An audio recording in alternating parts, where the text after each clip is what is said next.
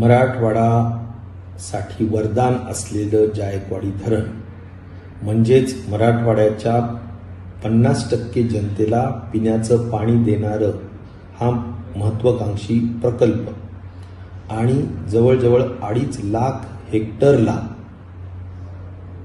ओलिताखाली आणणारं हे जायकवाडी धरण, या धरणाला खऱ्या अर्थाने मराठवाड्याची जीवनरेखा म्हटलं जातं.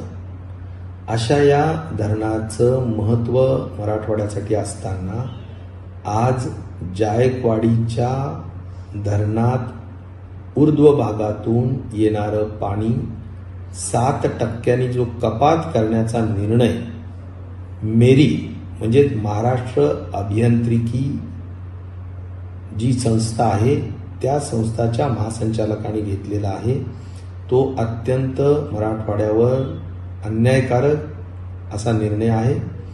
आणि त्यामुळे या निर्णयाचा तर आम्ही सर्वप्रथम निषेध व्यक्त करतो. आता या मेरीचा जो ठराव पाठवण्यात आलेला आहे त्याच्यावर सूचना हरकती घेण्यात येणार आहेत असं समजते.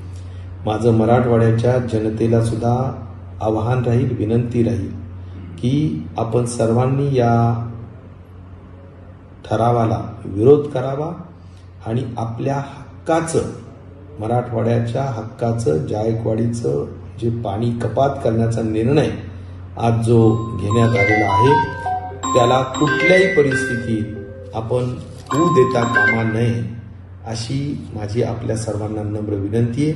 अन्यथा मराठवाडाची जनता आपल्या लोकप्रतिनिधींना कुणालाही माफ करणार नाही आणि माफ करू नये असंच यामधलं माझं मत असणार आहे. त्यामुळे जागरूक होऊन या प्रश्नाच्या बद्दल गरज पडल्यास लढा उभारावा, परंतु आपल्या हक्काचं पाणी सोडता कामा नये अशी माझी मराठवाड्याच्या जनतेला या निमित्ताने विनंती आहे आणि शासनाला सुद्धा त्याच दृष्टिकोनातूनची सूचना आहे.